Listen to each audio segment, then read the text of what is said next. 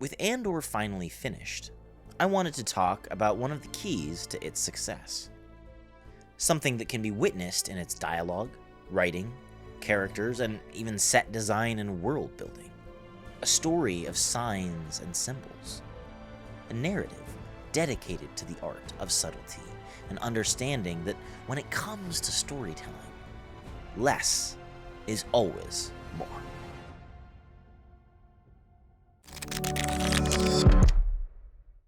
Andor is a show about the insignificant, the little things, the moments, figures, and conflicts that make up a revolution. Or in the case of Star Wars, the myth, the great historical epic as we understand it. And while I have just as much interest in space battles and Jedi as anyone else, Andor was great without them. In fact, it was great because it was without them. Andor is a political thriller, a show about revenge, love, loss, and revolution. And just like the original Star Wars series, it's self-contained, autonomous, not dependent on a previous knowledge or love of the franchise. Original. It lacked the self-important hubris that many Star Wars projects and creators have embraced in recent years, and in so doing, practiced subtlety in all levels of its storytelling. And in this video, I want to analyze exactly how this was done, starting with the writing of the show itself. One of my favorite scenes in Andor is the introduction to the ISB, which occurs almost a third of the way through the first season. At this point in the story, we've never met this organization, and have little understanding of either's function or role within the Empire. But in just a few scenes, everything is made clear. What do we do here? Sir? What do we do in this building? Why are we here?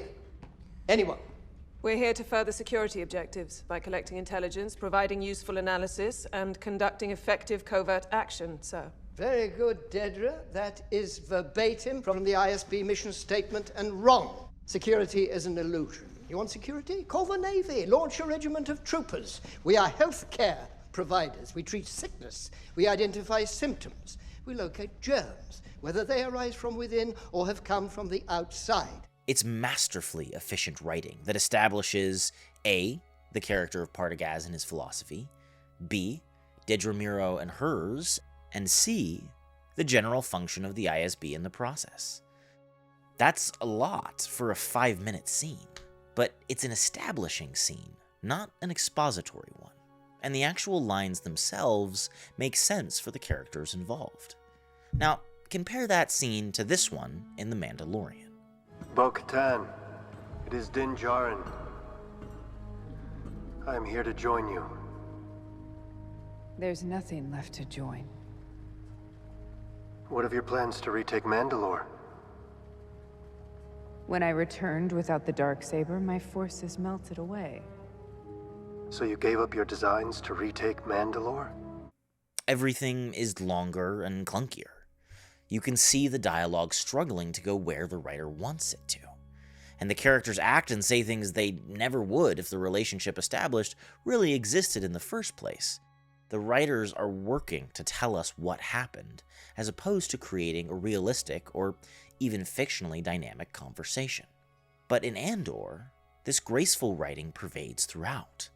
Nothing is fed to the audience, and even at risk of some concepts being lost in the ambiguity, the show treats its audience and story with maturity. It doesn't translate the Kenari language because it's not necessary to know what's going on.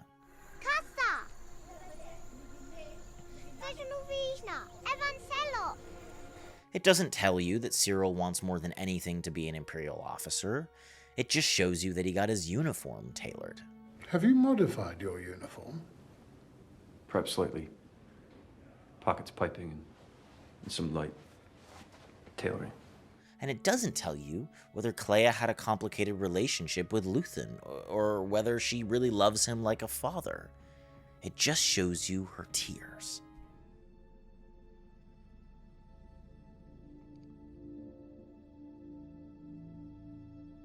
But Tony Gilroy allows us to experience the story with the characters. He presents not a manufactured narrative experience, but a human one, letting the story and the narrative proceed organically. Because more than anything, Andor, like Lucas's Star Wars, is a story about people. What Star Wars does as a piece is hold the epic and the intimate at once. And people don't exactly say what they mean, or mean exactly what they say. People don't start a conversation knowing the end of it, and people don't exposit about their life, politics, and world building.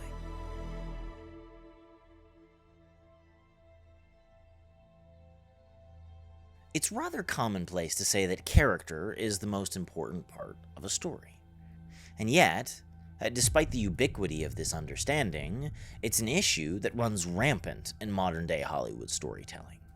Creating caricatures rather than people, designed to do what is convenient for the writers instead of what is realistic for the characters themselves.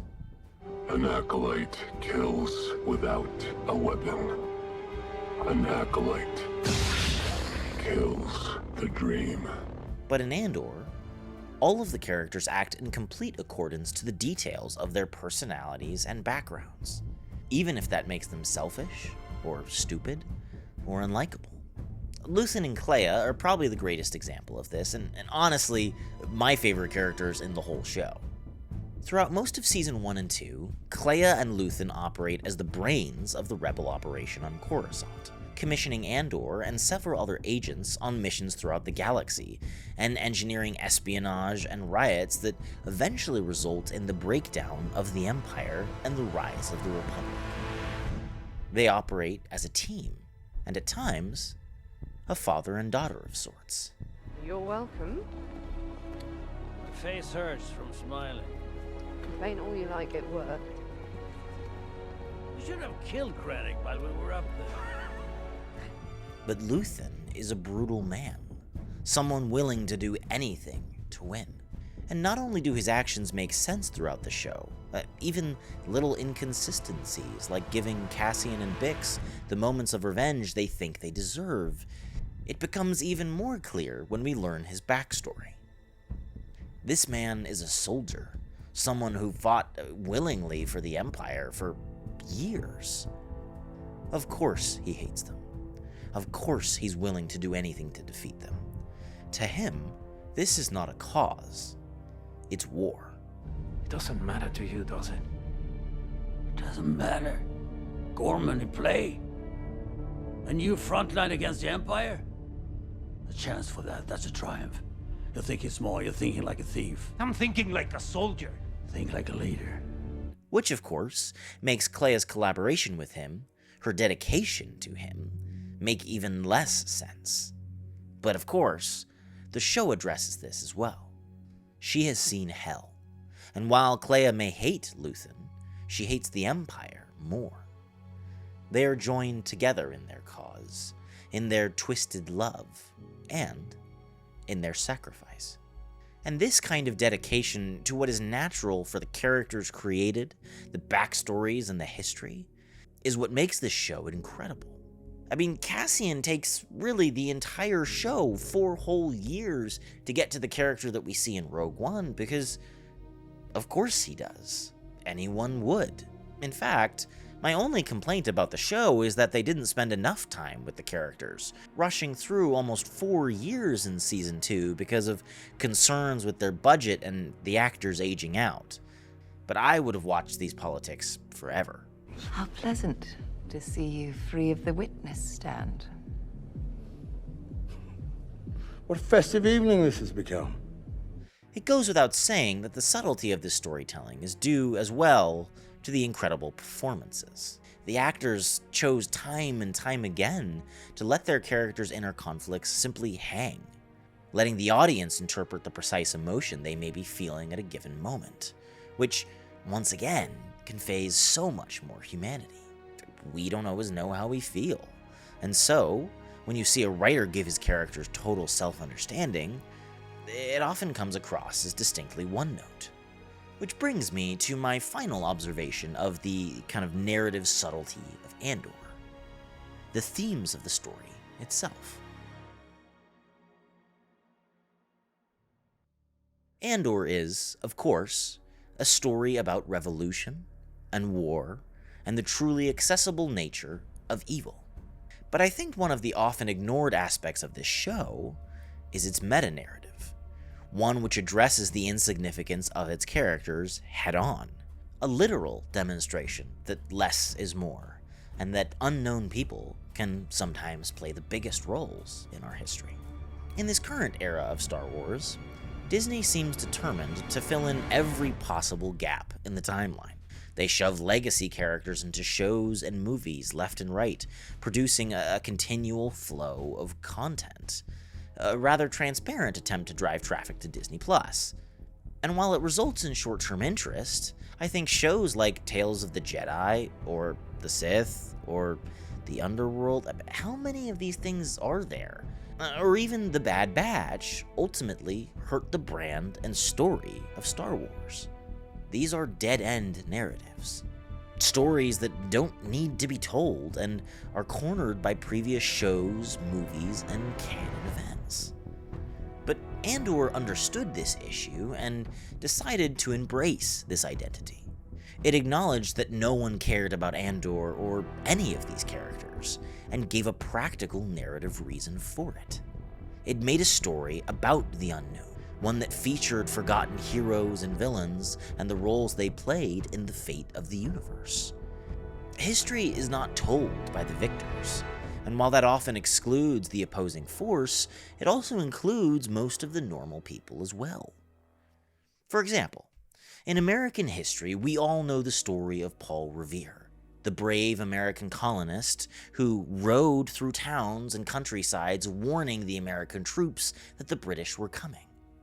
But no one remembers the name of William Dawes or Dr. Samuel Prescott, two fellow Americans who rode on the same night, accomplishing the same important task. So Andor was a show about forgotten history, about the little people along the way. Cassian Andor saved Senator Mon Mothma, one of the key figures of the New Republic, stole the Death Star plans which ultimately saved the Rebel Alliance, and was one of the key members responsible for the success of the Aldhani heist, which served as a major inciting event for the formation of the rebellion. But he will be forgotten. And while this is tragic, it makes his heroism all the more noble. A sacrifice of life and legacy for a cause he will never live to see. The same goes for Luthen, or Clea, or Vel. On the Empire's side, this applies to Dedra Meero, who, ironically, also played a key role in the downfall of the Empire. She was the one that engineered the Gorman massacre, which led to the creation of the Death Star. And it was her hubris in trying to capture Luthen that ultimately led to the initial leak of information about this planet killer's weakness, only to be forgotten on a prison planet, left to die with no one to mourn her and no one to care. This is the true horror of a cold and careless empire.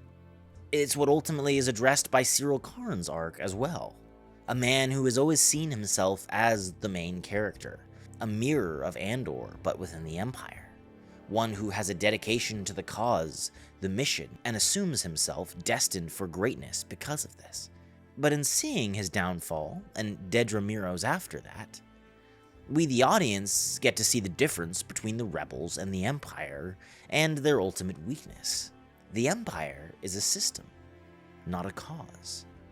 By the end of the story, Syril finally understands that, for once, not only is he serving evil, but that not even those he is opposing care about him. Not even they know who he is. Who are you?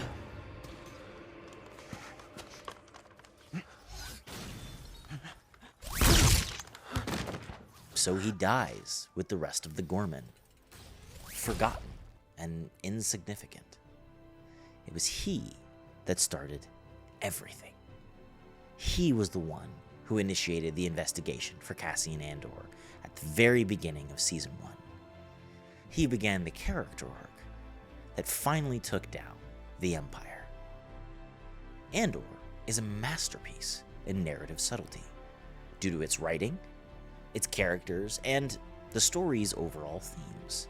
It treats its audience and its characters like adults, and instead of telling you what to think, it simply challenges you to think for yourself, to understand the proximity of human evil, and the true sacrifice of good. But as always, I'd love to know what you guys thought of this video essay and of Andor in general. So please like, subscribe, support the videos down below, and don't forget to let me know what other video essays you'd be interested in seeing in the sci-fi and fantasy space, whether it's Lord of the Rings, Dune, or just more Star Wars. And no matter what you do, keep reading, keep writing, and I will see you all in the next video.